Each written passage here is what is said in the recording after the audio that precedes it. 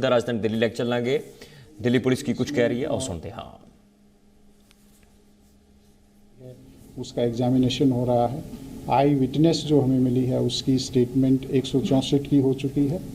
इसके अलावा जो फॉरेंसिक की रिपोर्ट है अभी उसका हमें इंतज़ार है।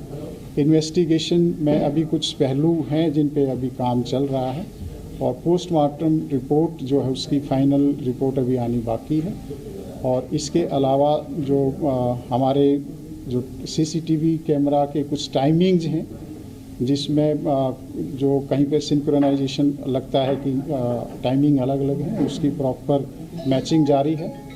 और जो इन्वेस्टिगेशन हुआ है उसके जो कुछ महत्वपूर्ण बिंदु ये हैं कि जो एक्यूज्ड पार्टी है और जो इसमें डिसीज्ड है उसका कोई कॉल डिटेल के आधार पर और जो अब तक इन्वेस्टिगेशन हुआ है कोई पुराना लिंक नहीं है, कोई पुराना कनेक्शन इसमें अब तक हमें नहीं मिला है।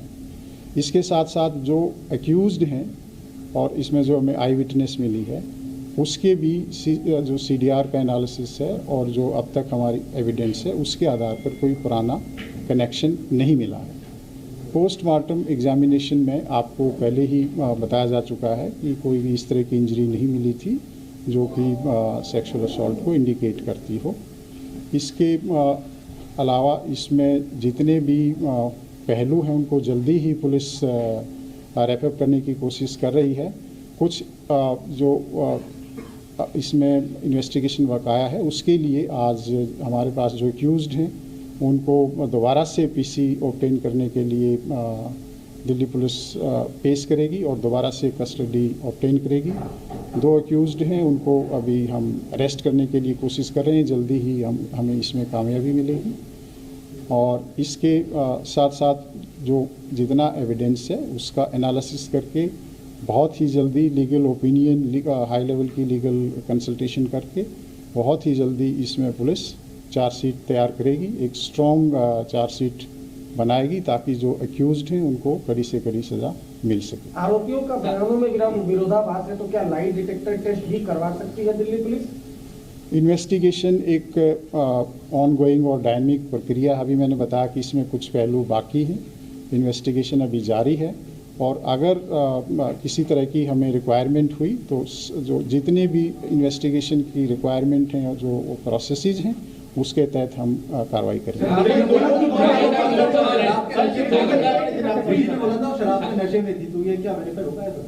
एक हाँ, क्या क्वेश्चन? निधि खुद या पीड़िता के बारे में जो आई विटनेस है, वो आई विटनेस का जो स्टेटमेंट 164 में हमने दर्ज कराया है उसके जो कंटेंट हैं वो मैं आपको रिवील नहीं कर सकता। उसने कहीं कोई प्राइवेट स्टेटमेंट दी है उसके बारे में मेरे लिए कुछ कहना संभव नहीं है। इसके अलावा जो पोस्टमार्टम एग्जामिनेशन की फाइनल रिपोर्ट आएगी उसके आधार पर हम कह सकते हैं कि पी थी या नहीं पी थी।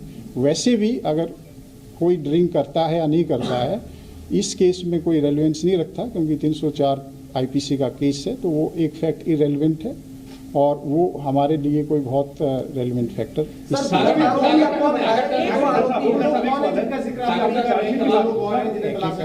जो दो आरोपी हैं जो नए ये कौन लोग हैं और कैसे इनका नाम सामने है? दोनों का नाम ये एक आशुतोष है और दूसरा अंकुश खन्ना है।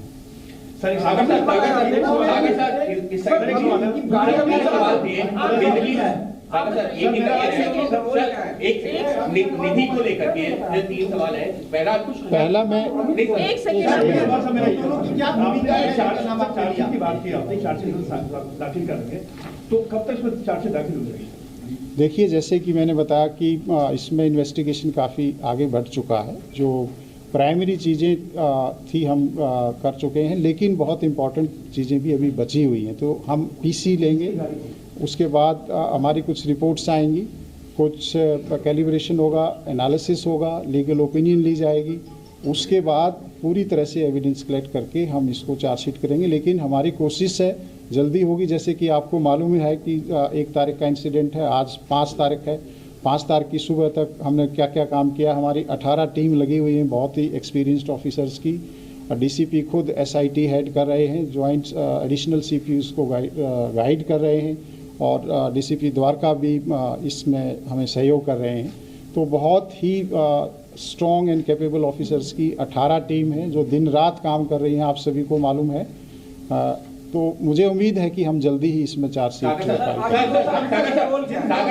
आपने लिया उनकी क्या कैसे वो इसकी क्लियरिटी कर दीजिए कि दीपक अमित का क्या है, आशुतोष और उनका क्या है, ये बहुत इम्पोर्टेंट है।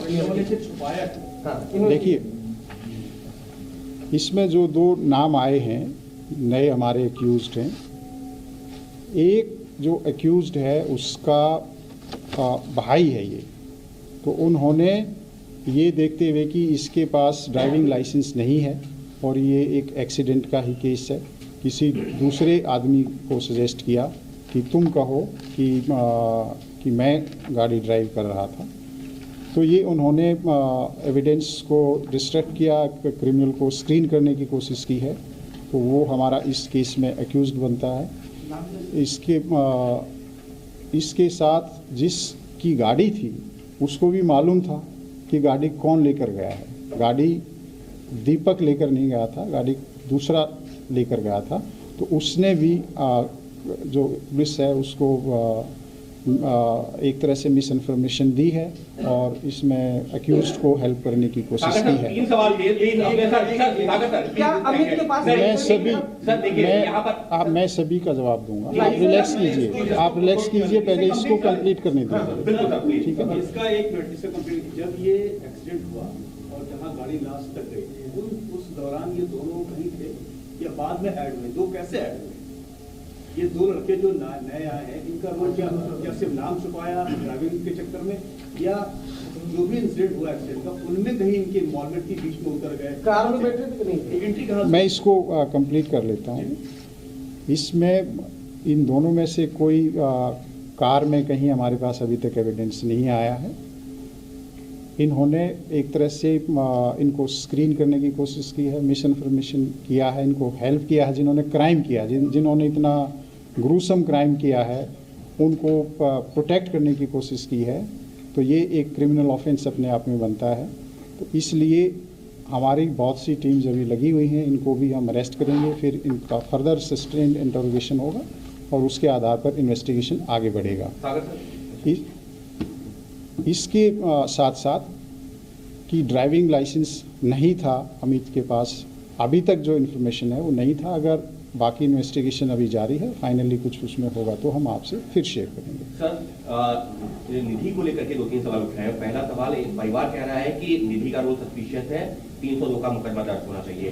दूसरा सवाल, जो निधि की मां कह रही है कि निधि ने खुद ये बताया कि जो गाड़ी को आगे पीछे करके पीड़िता के ऊपर चढ़ाया गया, मृतका के ऊपर चढ़ाया गया। क्या 302 का मुकदमा बनता है? तीसरा सवाल उसी से जुड़ा हुआ, निधि का स्टेटमेंट कितना रिलायबल मान रही है पुलिस, क्योंकि 164 का बयान दर्ज करवाया है। क्या निधि इस मामले में सिर्फ एक गवाह है या उसका भी रोल अभी कहीं पर सवाल की घेरे में?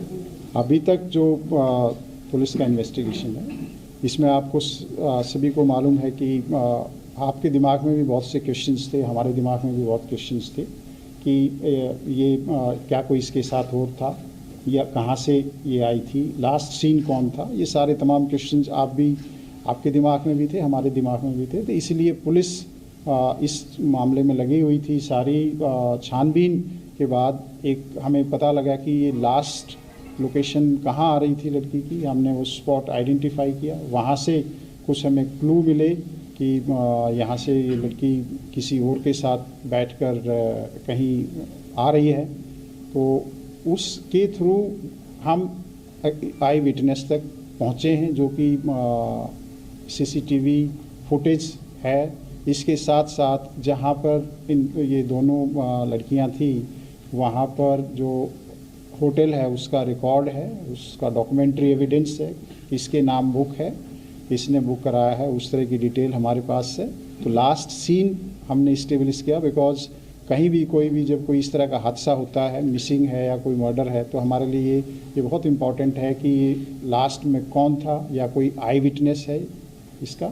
तो लास्ट सीन को ट्रेस करते हुए हम इस स्टेज तक पहुँचे हैं कि जो निधि है वो इसमें एक बहुत अहम विटनेस है।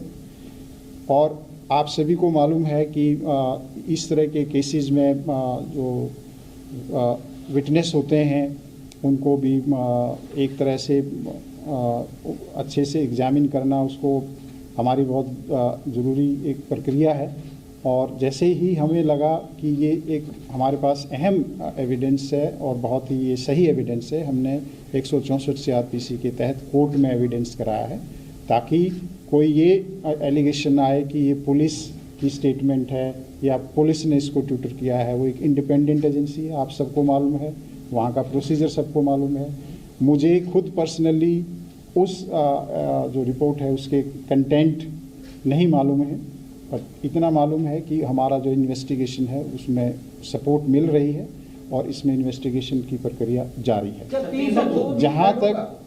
जहाँ तक उसको बताने वाली बात है या इसने क्यों नहीं रिपोर्ट किया, ये क्वेश्चन हमारे दिमाग में भी आता है कि नॉर्मली आप कोई भी हादसा होता है तो उसमें आप इन्फॉर्म करते हैं और या आप पुलिस को इन्फॉर्म करते हैं या किसी रिश्तेदार को बताते हैं। हमारे दिमाग में भी है, हमने भी काउंसलिंग की है, पूछा समझने की कोशिश की है।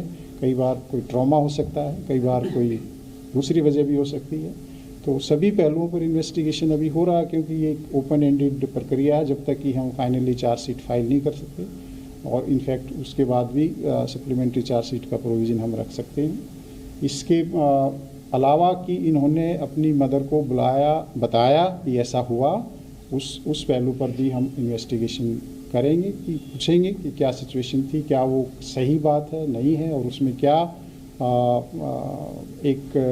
क्या अटैम्प्ट हुई किसी को इन्फॉर्म करने की या नहीं हुई। वो एक इन्वेस्टिगेशन है, उस पर हम आगे काम करेंगे। जो बुक था वो निधि के नाम पर था, तो क्या निधि ने इस लड़की को बुलाया था, जो मृतका है उसे बुलाया था निधि ने, या ये कहानी क्या है? क्योंकि 4 लोगों का भी इन्वॉल्वमेंट था पहले, कल परिवार इन तमाम चीजों पे सवाल भी उठा रहा था। सर 302 अगर आप 302 का मामला कहीं से बनना है, क्योंकि परिवार यही मांग कर रहा है कि 302 का मामला बनना चाहिए। और जिस तरीके से जो चीजें सामने आ रही है, चाहे वो निधि की मां का बयान हो, क्या नया सेक्शन ऐड हो सकता है क्या? देखिए, जो जिस तरह से हमारे पास अभी डिटेल आ रही है और इन्वेस्टिगेशन में हमें स्टेटमेंट्स के माध्यम से या दूसरा इंटरोगेशन के माध्यम से पता चल रहा है कि ये जो इंसिडेंट है, it's a very gruesome incident, और इसके लिए कि सही मायने में जो विक्टिम है, अंजलि है, उसको जस्टिस मिल सके, तो हमारे लिए ये बहुत ज़रूरी है कि हम जो एविडेंस है वो